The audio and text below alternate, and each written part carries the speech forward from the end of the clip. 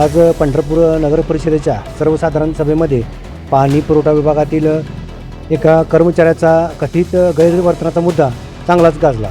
हे पाणी पुरवठा विभागाचे कर्मचारी म्हणजे भूषण गोडके सामान्य नागरिकांशी अरेरावी व मुजोर भाषेत बोलतात याच्या तक्रारी नगरपालिकेकडे आल्याचे समजते। त्यांच्या या मुजोरी भाषेची एक ऑडिओ क्लिपच नगरसेवक ओंकार जोशी यांनी सभागृहात सर्वांना ऐकवली।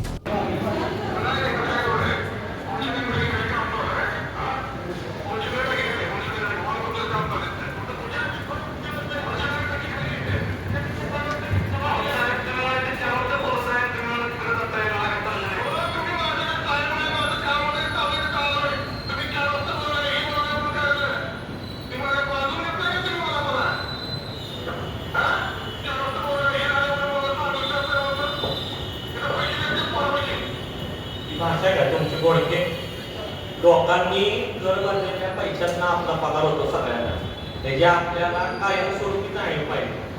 आम्ही सगळे तुम्हाला अधिकाऱ्यांना रिस्पेक्टफुल बोलतो, नागरिकांची पण तुमच्याकडनं तीच अपेक्षा असते। आम्ही तुम्हाला फोन करून जर लोकांना तुमची जी भाषा असेल तर ज्यांच्यासाठी की नगरसेवकांचा फोन आलेला नाही त्यांना तुम्ही काय करत असता?